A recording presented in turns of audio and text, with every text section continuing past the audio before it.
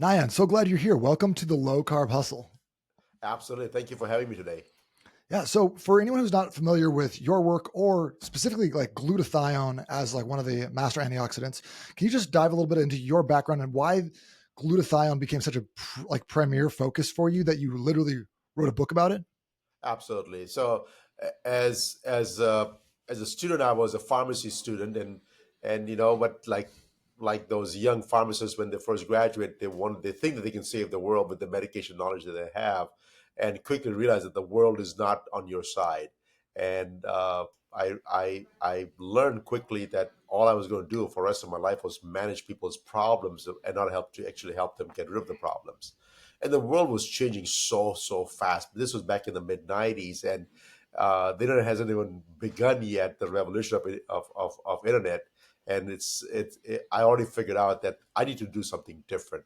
And my journey started on glutathione because I started doing, as a pharmacist, I was doing compounding business where I was making customized medication for all my customers, and I was attracting all this elite group of individuals that have a lot of money, and they come to me and said, "Hey, I want to live forever. Can you do something to do that for us?" And I started diving into it, and as like everything else, all road led me to Rome, and then Rome for me was glutathione. I said, if I can master this one molecule, if I can figure out how to get inside your body, how to enhance it, how to make it work for us, I think I can achieve the goal for a lot of my clients. And so that was my journey. Started back in 1999 on working this molecule. It was out there for 140 plus years, but nobody's ever figured out how to enhance it inside your body. Okay. So like I feel like people you start talking about antioxidants and people kind of their eyes glaze over. Everything gets called an antioxidant from Right. blueberries to doTERRA essential oils and everything in between. Like, and you call glutathione the master antioxidant. Like, what in your mind makes it superior to other antioxidants, vitamin C, vitamin E, and like, why are we like just hearing about this now, even with 140 years of previous research? Okay, so this is a very interesting question because people need to understand what is oxidative stress and why we're talking about antioxidants in the first place. Oxidative Mm. stress is the leading cause of death in the world. All the If you look at the top 10 diseases in the world that kill people, every one of them has a link to oxidative stress. That's a starting point on when the progression happens and how people get diseases and end up dying from it. And so antioxidant the body is produces antioxidants for us to deal with this problem, and I put them in three different buckets. Okay, bucket number one, you just mentioned vitamin C and blueberries and choleras and C60s and methylene blues, and I mean there's so much different noise out there. I put all those in bucket number one. Okay, so that's one bucket. The body doesn't produce any of these molecules. You have to take it from outside sources, and hopefully they'll do something for you. That's bucket number one. Bucket number two is your body produces enzymes to help uh, neutralize all those free radicals, and those enzymes are superoxide dismutase (SOD for short). GPX is another one, which is glutathione peroxidase, and the third thing is catalase. And so these three enzymes are produced by your body to basically deal with it. That's not their sole function, but it helps neutralize some of those free radicals. So that's, I consider, as bucket number two. And the bucket number three is one molecule, glutathione, is by far the most powerful, strongest antioxidant that our body produces. If you combine bucket number one and bucket number two, glutathione is far more superior than both those two buckets combined. And that's what people need to realize, that part. You can eat all the blueberries in the world, but if your oxygen stress is high, this is not even going to touch it, right? You need to improve glutathione levels in your body, and your body is able to produce those glutathione enough inside our body. So we just have to figure out a way to get that done for us.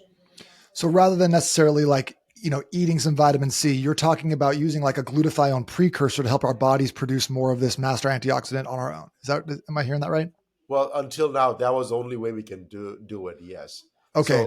So if you think about vitamin C is actually not an antioxidant at all. Vitamin C chemically is a pro-oxidant. But what happens is that vitamin C This is again a shocker to the medical community as well, because when they first hear me out, I said, "Wait a second, explain to me further." Right? Vitamin C is actually donates electrons to oxidized form of glutathione inside your body, because your body inside your body you have both a reduced form of glutathione that's an antioxidant, and once it gets oxidized, it stays stable inside your body. Then oxidized glutathione will take energy from vitamin C and revive itself, making glutathione again. And that energy source that the vitamin C provides is what revives the glutathione, and you see the benefits of an antioxidant benefits, but it's not coming from vitamin C. It's actually coming in from glutathione again. Interesting. Okay, I've never heard that before. I know. I mean, not just you. Even the medical community is shocked. They know it back of the mind, but they never put two and two together. So if it's so powerful and it's such a an important compound to our body, why aren't we seeing more like mainstream health organizations or even like holistic health organizations prioritizing it in their practices and their guidelines? So Is there the like some issue, pushback from pharmaceuticals or what do we see? I don't think so. There's a pushback for pharmaceuticals. It's just that the technology never existed until today to actually deliver glutathione inside your body. So if you think about it, FDA, and not just FDA in the United States, anywhere in the world, there is no glutathione product approved by any agency in the whole world. And it's not like nobody's ever tried to apply for it. It's just that it does not get inside your body at all. You can inject it, you can take it, you can get inside your body, but that doesn't mean it's where it's supposed to be. It needs to be inside your cells by the mitochondria where it needs to be.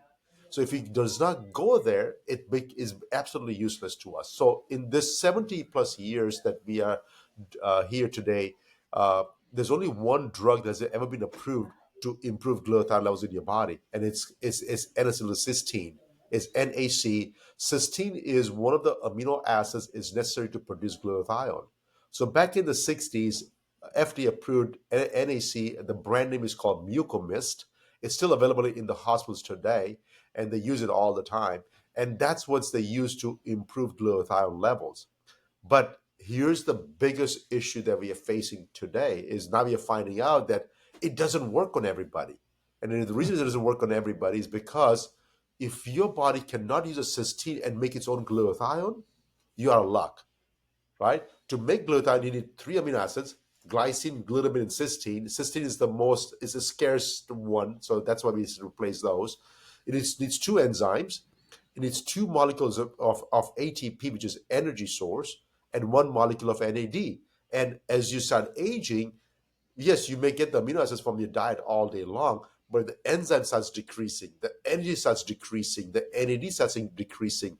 Your ability to conjugate and make your own glutathione also reduces down. And if you have a gene mutation where you cannot conjugate in the first place, you are luck completely.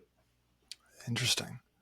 What was your personal aha moment with this compound? Like what made you like like it was realize its importance? Was it like a specific patient case or was it a personal experience or was it looking at studies or It's just looking at the studies. Initially, the aha moment came in when I first discovered it, and it was about a year after I discovered it. Not the day I discovered it. It was a year afterwards. So the aha moment came in afterwards. But initially, my plan was just to see if I can stabilize glutathione outside the human body in my lab. That was my only goal I had. As a pharmacist, my job is to create stability in molecules so that we can have a chance to work on it.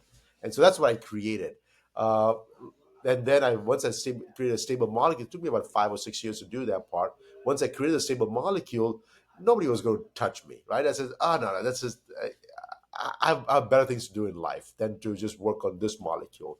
And so I said, okay, now I'm going to take further more. So then I figured out, I said, okay, once the stable molecule is done, let me see if I can get inside your body. So of course you put it by mouth, you squirt in your nose and things like that, and it was not working. It was not absorbing. It was not getting enough levels in my body, and so it was not about a year later when I realized that I was trying to figure out how to get it through your skin. So we discovered a way to stabilize the molecule, reduce the particle size small enough to get through your skin, because we have two barriers. We have skin as a physical barrier and cell as a chemical barrier. And once I created the stability, I was satisfying the chemical barrier, but the physical barrier was still not solved yet. So we twisted the molecule, shrunk the size, and get everything ready. And it was ready in my lab. And it says, I looked at it and said, okay, it's done now. And like you're young and you have so many other things going on in your life, you just shelved it. It was a year later that I opened the bottle up again and said, "Oh my God, this is still good. Everything is still intact." One of my lab person had a little burn on their skin, and we put it on the burn, and literally 20 seconds later, the pain was gone completely. And it goes, "Okay, wait a second, what's going on over here?" Quickly, we basically took about 3 or 4 people. We applied them on there, do the blood draw, and boom, the levels just skyrocketed immediately. Like 15, 20 minutes, the levels are very, very high. So you did a blood draw before, applied the transdermal, which is on top of your skin, Yes. glutathione, and then Yep. did a blood draw right afterwards, 15, 20 minutes later, and you saw the levels actually skyrocket within the blood. Oh my God. It's like 15 minutes, 30 minutes, 45 minutes, an hour. We did like 4 or 5 tests. It just, I was my own guinea pig. So I was the first client of myself. And when I saw those levels rise, I said, okay, now we are getting someplace. And I started shouting to the community. I said, hey, we got this figured out. Let's do some trials and let's work on it. And of course, medical doctor goes, I got no time for that, right? There's so many other things in the pipeline. I don't have time for that. And so, yeah, it's a long journey. It's been 25 years today. I've been starting this journey, and I had to do everything on my own from start to finish. Wow. So going back to the transdermal versus nasal versus oral, I feel like I've seen in like Injections, IV yep, places, there's a lot of people who do glutathione, like intravenous, right? yep. That seems like it'd be a much simpler problem to solve since you already had solved like the entering the cell dilemma. What's the difference, or why are you promoting the transdermal, which seems more Oh, complicated to my understanding, okay. versus the IV version? So, by the way, we were the largest producer for intravenous glutathione starting to 2000. Okay, In the United States. So we because when we made been the there, done first that. lipo. I don't know if you know about liposome technology or not, but I'm sure there's plenty of information out there on liposome technology. So we made the first liposome glutathione in 1999. That was my first thing. I said, hey, Can I'm you going just to like unpack that just real quick for me? yeah. So liposome is basically you take a molecule and you wrap it with a whole bunch of phospholipids, and that phospholipids basically bypasses your stomach, so it doesn't get broken down in the It, stomach, okay, and so sends to the intestines, and where it gets absorbed theoretically, right?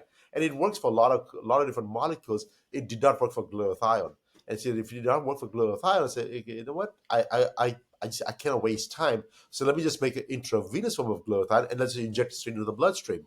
And and right away, our first client was a guy in Las Vegas. I said, "Hey, uh, I'd like to bring this glutathione to Vegas, and I'm going to have everybody help with them when they overdrink the night before." And so that's where we started. This was 2001. I first started doing that work. wow. But what I found out was it was only lasting. It was only working for like 15, 20 minutes. I says, "Why It was was that?" only working for 15 or 20 minutes and then was Yeah, dropping off. it just drops off. And I Isn't says, the "Why?" isn't the is it the NAD or is the glutathione injection or the IV therapy that takes like a 3 hour window to actually? NAD. Okay, Yeah, that's the one for glutathione's gravity. fast. Yeah.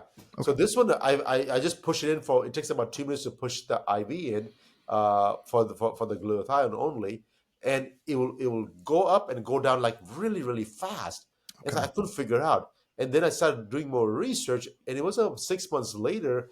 I was looking at PubMed, one of the articles. There was a scientist who had done this work before, and found out that he injected 10 subjects with glutathione, and his discovery was that not a single molecule of glutathione was actually entering the red blood cells.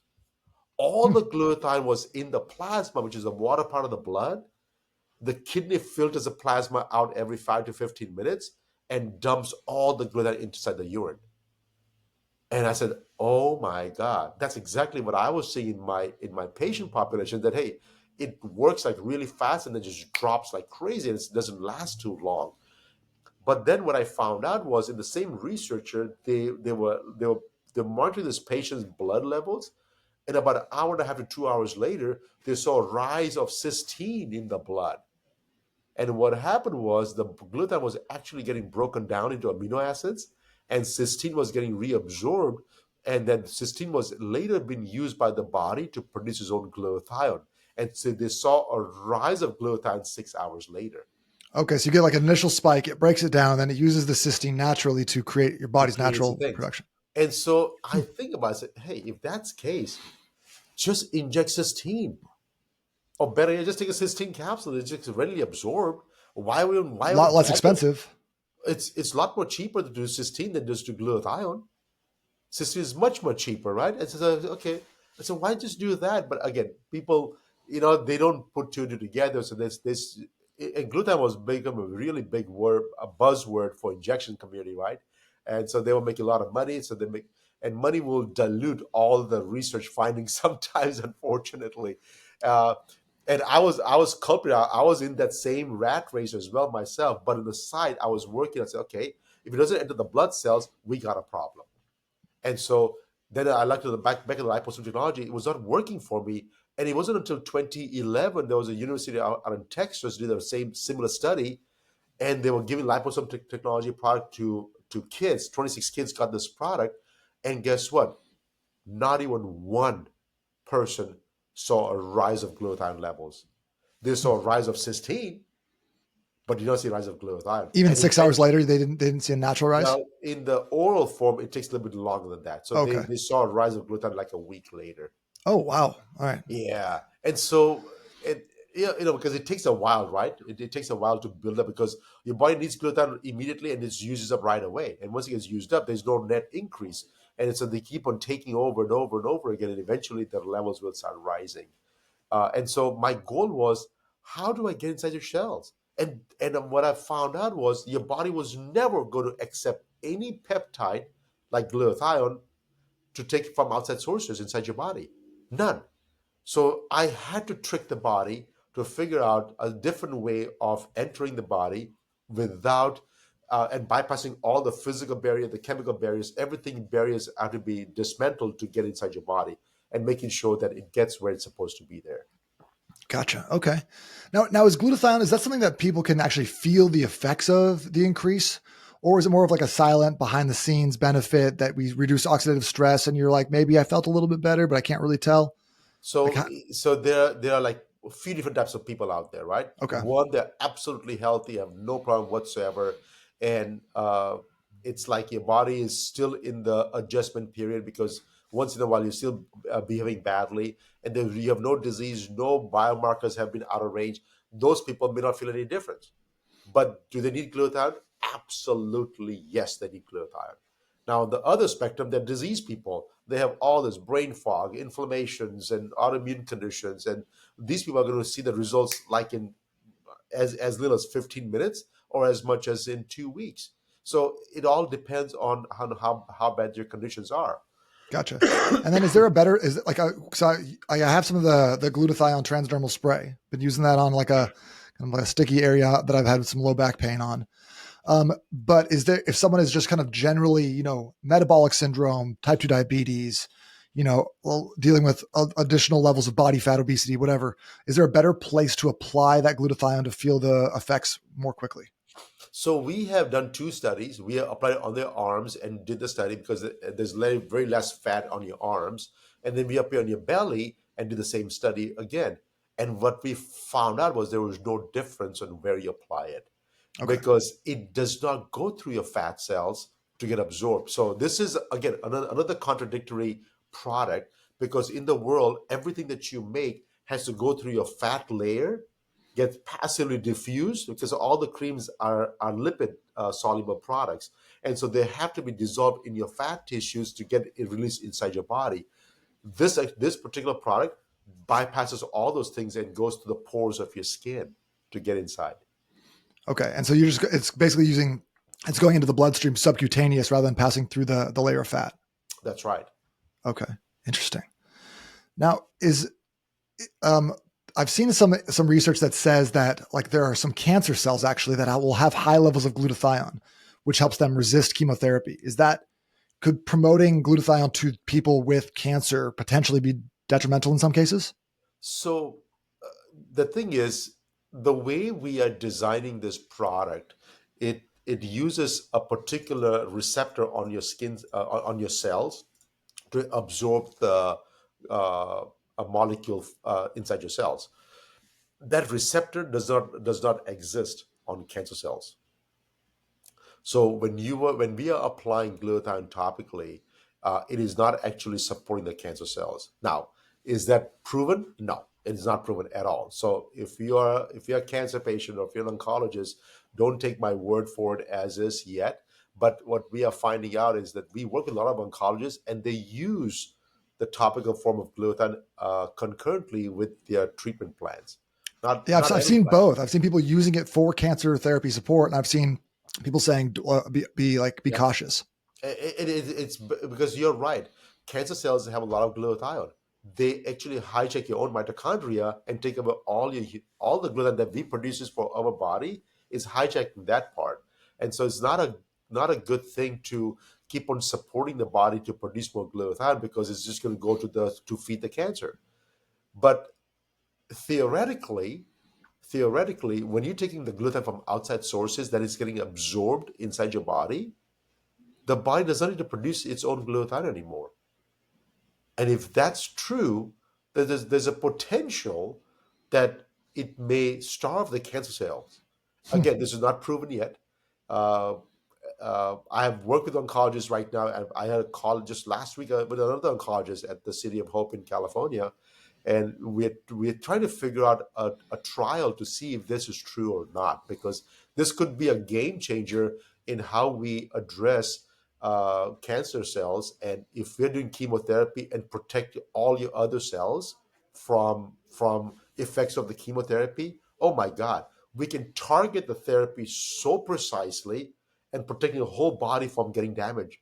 Oh my God, it'll be a game changer for us. Sounds like a hard study to put together, though. It's very difficult, and as you can imagine, there's Uh-huh. so much different variations in cancers, Yeah, but we and can also only do probably a one lot of thing at a red time. tape with people who are like have cancer and are dealing with that in their life. It is, and I have family members right now that are dealing with cancers right now, and it's hard to convince oncologists to do anything unless Mhm. there's a study's been done, and the Yeah, studies to do the study is very costly. And the right. second part is that if it works on one cancer, it doesn't work on all cancers. I mean, it is so hard to figure that point. So as of right now, I always say don't use the product if you feel not comfortable. Always work with your oncologist to make sure that they are aware of what you're doing. And if you're on stage 4 with no survival rate, and then you're at the mercy of whatever you want to do, then you do what you want to do anyways, right? So no doctor's going to stop you from doing anything. For sure. I want to go back to talking about oxidative stress for a second, because I Okay. think that a lot of times we again are just bombarded with messages. Everyone like hears the word antioxidant. Everyone hears the vitamins, minerals, metabolism. Like like the word metabolic furnace drives me up a wall because that's not even a thing. I've seen a cadaver. There's no furnace inside. But like we talk about stress, oxidative stress a lot. But some research suggests that like a certain level of oxidative stress is actually beneficial for longevity, or like hormesis. Like how do you reconcile that with the argument that we need to be eliminating the oxidative stress, or is it a balancing act, or how do you perceive that? So if your oxidative stress is zero, your body becomes defenseless. So it's actually a bad thing. So your levels cannot be your glutathione levels cannot be high enough that your oxidative stress is actually zero. That is Like actually it's not like true. they should not be, or it's not They possible should for them to not be. be. Okay. They should not be. Okay. And until today, no products in the world was able to do that for you. So we never have to worry about it, right? You can take all the glutathione products in the world and they were fine. You can inject even 10 grams of IV push in glutathione, and it will never raise your glutathione levels to be above the high normal ranges. It will never do that, right? And so we never had to worry about it. But now that we have the technology to actually enter the cells without and bypassing all the barriers, there is a potential to increase glutathione levels to high normal. And if that happens, you're absolutely correct that your body will not function properly. You need to have a little bit of oxidative stress. You have to have a little bit of oxidative stress for body to become resilient. And so what happens if your body flips and become it goes into reductive state. If that happens, you can experience rashes, itching, stomach cramps, headaches, extreme fatigue. So if any of those things happen, and that could happen very well when you first take glutathione at a very high dose as well, because that's also the same reaction when you have major detox happening in your body as well. So that could happen initially. If it happens initially, lower the dose down and slowly increase it over time, over 2 to 3 weeks, and you should be okay. But if it happens after a year of using this product, then yes, you are going over the edge, and your levels of glutathione are actually getting too high that your body is going into a reductive state. Now, if you it only happens, this is for people that are otherwise healthy. If you have any disease states or any conditions that you have gone over the board, I've never seen on those patients like that. But people that are healthy, yes, we can push them over the edge and go to the reductive state, and I've seen that. Gotcha. And it seems like it'd be hard to do just considering how toxic our current environment is, how, we're eating out of plastic all the time. Like the oxidative stress, the stress is around us at all times. Not to mention if you're working out, doing all the other like aspects of life where you're creating more oxidative stress, which is good, right? In small doses. But like it seems like the person who is going to have too little stress is very few and far between. It is true, but keep in mind, 50% of the glutathione gets recycled by your body every day. Okay. And so there is a possibility that the levels will increase over time. And so even a little bit increase can push you over the edge as well. And so because of that very reason, it took me the first 3 years after I discovered the molecule to do my own trials to figure out what dose to give you, how much to give you, how often to give you, how long can I give you, how much do I see, what results I'm going to get. So that all the studies were being done ahead of time. And what we found out was the actual dose is very, very small. We don't have to inject 5 grams and 2 grams and even 1 gram to get the results I'm looking for. I can apply topically less than 100 milligrams and you still get the results that you want. Have you seen any trials or studies that have definitively shown to slow down or reverse aging in humans? Is that because I feel like a lot of the people that are listening to this, a lot of my clients, they're looking for longevity. They're hitting their 40s, their 50s, and they're like, okay, well, I want to be as good as possible for as long as possible. So that longevity market, I think, is spiking right now, and it's only going to get higher and higher. Like, so what benefits have you seen in studies or Okay. otherwise? So I'm going to answer this question a little bit differently for you because, as you can imagine, I deal with clients that are multi billionaires. They got all the money in the world. If they spend $1 million a month, they'll never be able to finish the money they made in 100 years, right? And so they got way too much money than God was intended to give them. But so now they want to live forever. And so I tell this thing to everybody. So this is the longevity pitch that I have for everybody. Every day you eat something, food that your body has to work and detoxify and neutralize and get rid of it. You're exposing yourself to chemicals, pollutions, sunlights, whatever, right? And your body is adjusting every single day and is going from point A to point B, where point B is where you see the body stops adjusting and say, hey, you know what, Nate, I've done enough for you. I have done everything in my power to adjust to keep your body in homeostasis, right? And once that point is reached, that where your body cannot adjust any further, you start seeing increase in your markers in your blood or your urine or your saliva or something is out of range a little bit. Not enough to for the doctors to get scared and say, oh, you know what, Nate, your sugar is a little rising right now. It's not a big thing, it's not diabetic yet, but just watch out. And what people are doing is telling you is that hey, something is getting out of range because the body stops adjusting. The body doesn't have anything left to bring you back in your homeostasis. Okay, and that range just keeps on going further and further out, and eventually 5 years, 2 years, 10 years down the road, it's going to give you a disease. So if you're measuring blood tests, urine tests, genetic markers, or you do a whole body scan, or whatever you want to do, you're only scanning past the body stops adjusting. The real anti-aging or longevity medicine comes in is, can I bring you back in this homeostasis where the body is automatically adjusting and bringing back into homeostasis?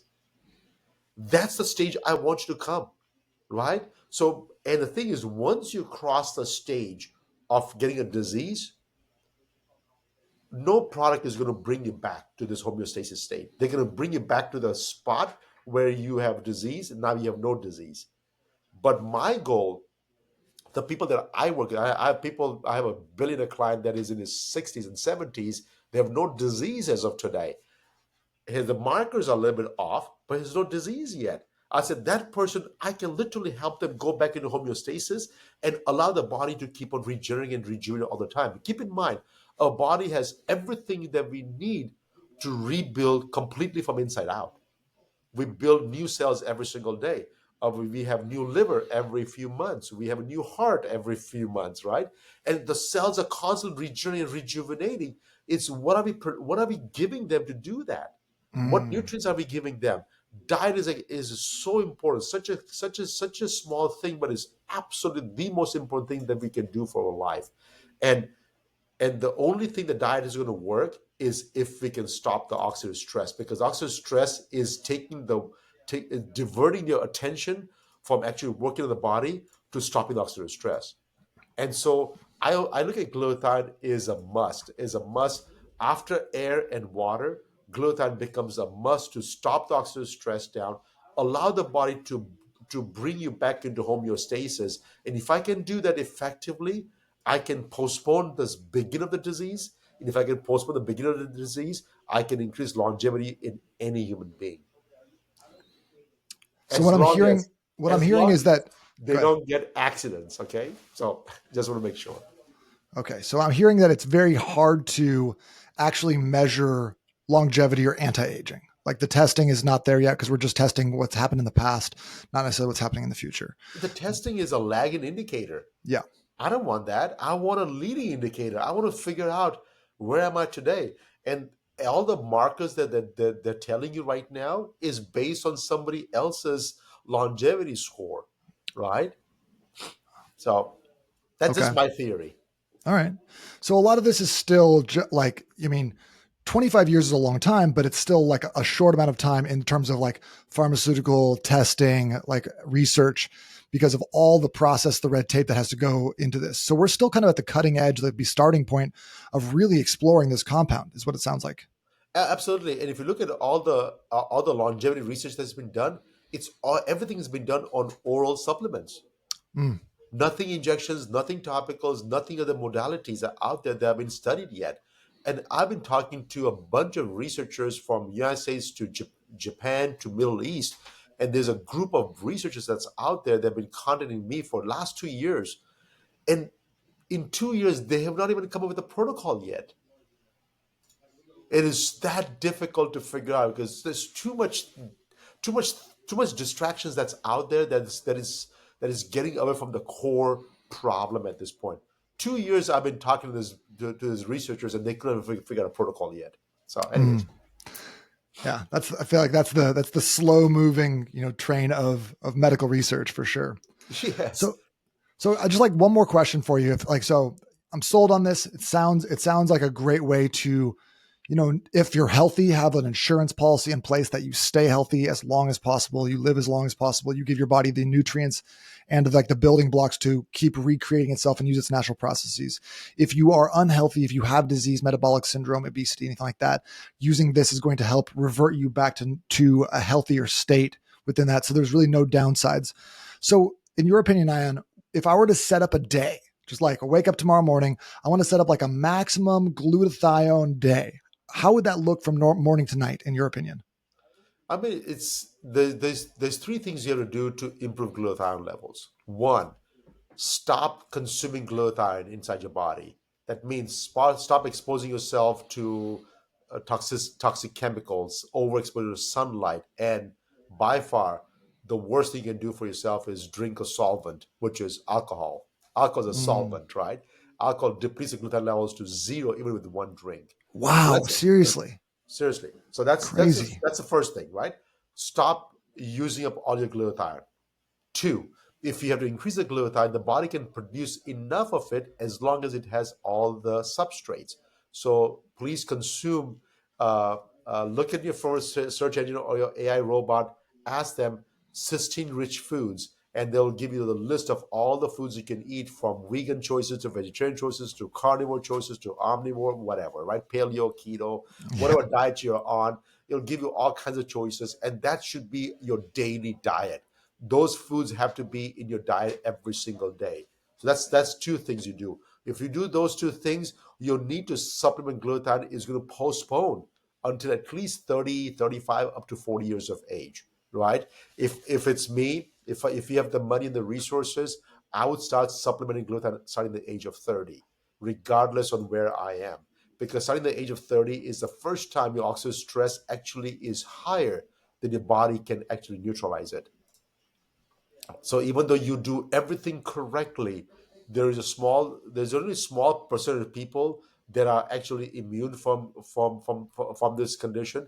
Everybody else, the oxidative stress is actually increasing. You're not seeing any problems yet because the body is still adjusting and bringing back your homeostasis, but it is working harder than ever before.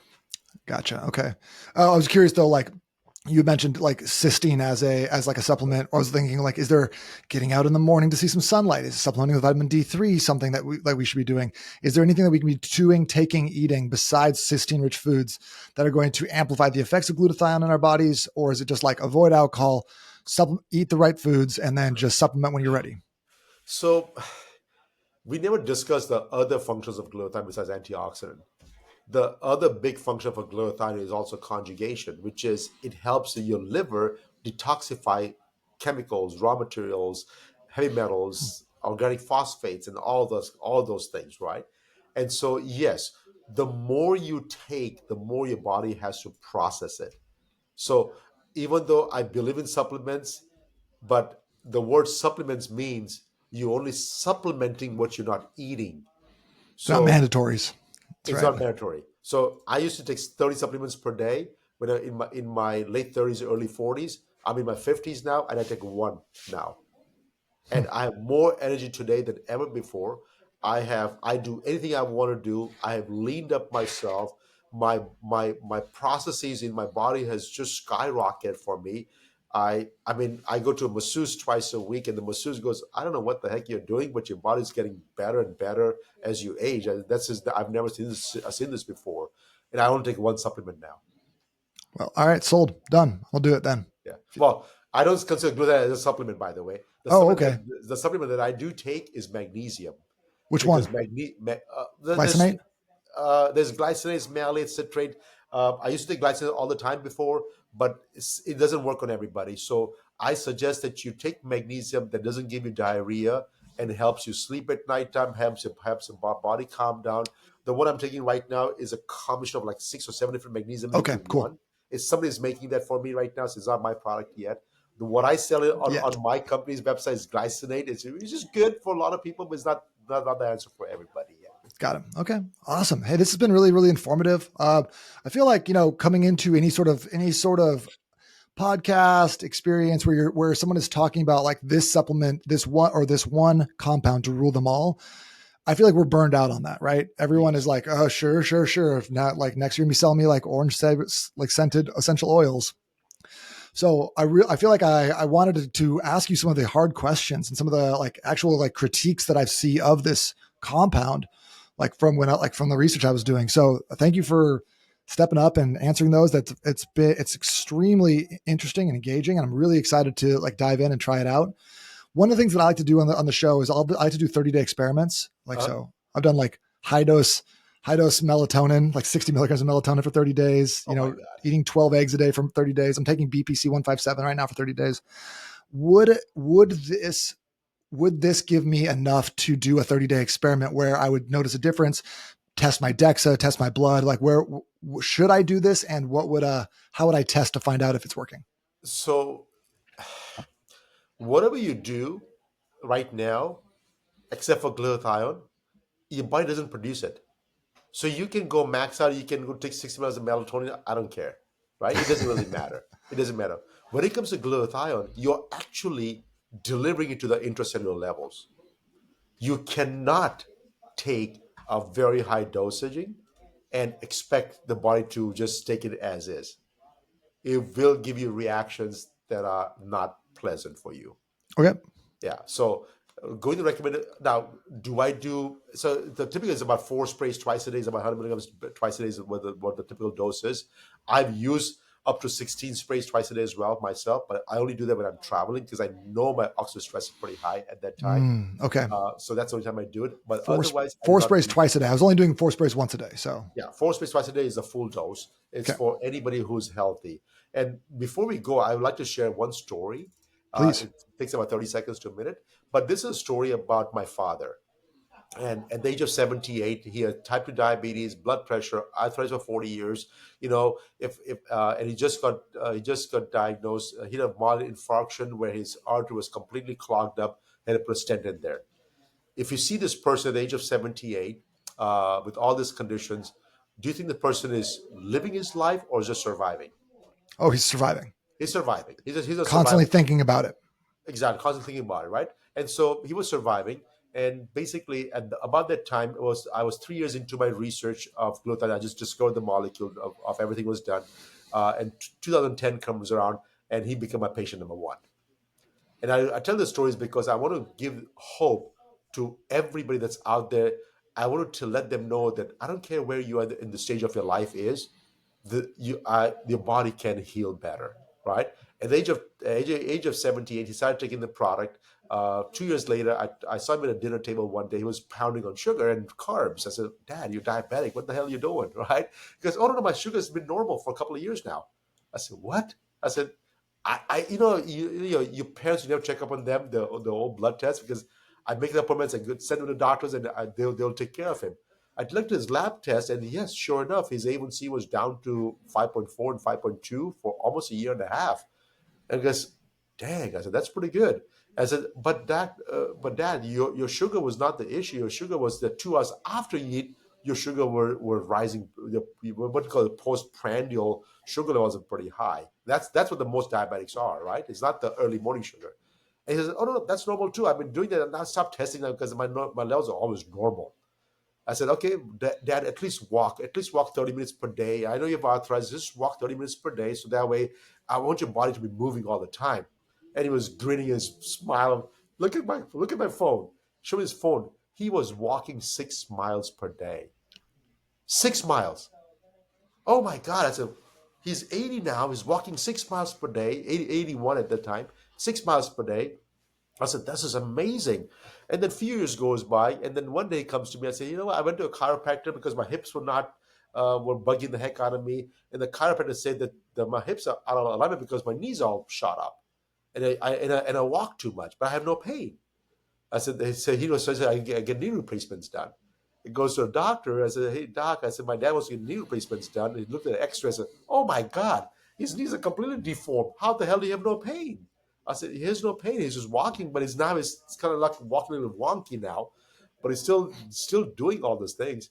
So he convinced the doctor to do the knee replacement, but not just one knee, both the knees at the same time. And the doctor goes, "You're 84, you'll be invalid. You're going to have some issues. You can go to the bathroom." I said, "No, no, no. Just do it at the same time because I know how painful it is.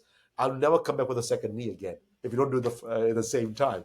And trust me, I will persevere. I'll figure out a way to survive, right?" And so he convinced the doctor to do both the knees.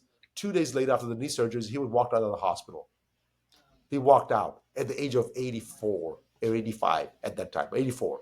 He walked out of the hospital. I said, "Oh my God, this is crazy," right? It took him about a month for physical therapy. And the doctor said it took him 6 months for recovery. 3.5 months later, he was in India traveling. He was single. My mom passed away 25 plus years ago, so he was single. So he picks up bags and just leaves. He goes to India, goes to Africa, is traveling in his houses in all these countries. So he just goes and travels and lives by himself and does everything that he wants to do. And it's, oh my God. And around this time, after he started taking the glutathione, he made sure that every trip we went to, he was with us. So we went to Yosemite National Park for a hiking trip. He came with us. He went to Hawaii for 7 days at the Big Island and did all the adventures with it, except for jumping off the cliff and into the ocean. He did everything else with us, right? He went to Costa Rica with us for 10 days and did all the whitewater rafting and rappelling and everything. I mean, I said, my goodness, right? What the heck happened? He went to Australia for 2 months and New Zealand and walked the glacier. Went to Alaska for a week and enjoy his life over there. And this man was now, for the very first time, living his life, right? He was living his life. Last year, same thing. Last year was in India, traveling the world, and just enjoying his life. And he started eating street food over there. He got some stomach bug, third world countries, got diarrhea. I said, Dad, what the heck are you doing? Stop eating those foods. Just go to restaurants and eat some regular food so that you don't get these bugs in your body. And I'll be fine. Don't worry about it. Of course, he got lightheadedness, dizziness, bam, falls down, breaks his skull, calls me from the hospital, says, hey, you know what? I'm okay. I just got a minor fall. Don't worry about it. I didn't trust him. I know the neurosurgeon for NFL. I called him right away. I said, hey, my dad just fall down in India, and I think his broken skull is hemorrhaging. I said, okay, where is he? He knows the whole world, all the neurosurgeons in the whole world. He arranged somebody to go see my dad within 2 hours in India. I get a Wow. call from the neurosurgeon next to my dad. I said, hey, I'm here with your dad right now. Looks like there's internal bleeding going on in your brain, but he's completely coherent. There's no signs of damage. He's conscious. There's no loss of memory. I said, and he looks, I mean, he's 89. He looks fantastic for an 89-year-old person. It looks great. So if he survives the next 3 or 4 days, he can come back to the United States. And the dad picks up the phone and said, see, I told you, I'll be fine. Don't worry about it. It calls everybody. It was getting too late. I said, you know what? It's getting too late. I'm going to go to sleep. I'll talk to you guys tomorrow. And that was the end of it. He goes to sleep and never wakes up again. Until the last second of his life, he was absolutely living his life. The doctor could not stop the bleeding inside the brain. And so that's what led him to die. But until the last day, guess what? He was absolutely living his life. And at the age of 78, if anybody asked him, they said that, oh my, well, I hope you don't have to trouble your kids for taking care of you. Forget taking care of him. He was showing us how to live our life. And so if there's listeners out there, I know your listeners are pretty young, but they may have parents, they may have grandparents. They may be in a situation where they may have given up on life. And I want to assure them that your body can change, your body can resist, your body can make it better. You have to do your part to stop the oxidative stress, provide the good nutrients, and trust me, your body can revive again one more time. Wow. Powerful. Thank you, Nayan. I really appreciate you coming on the show. Appreciate your wisdom dropping that today. Thank you so much for having me today.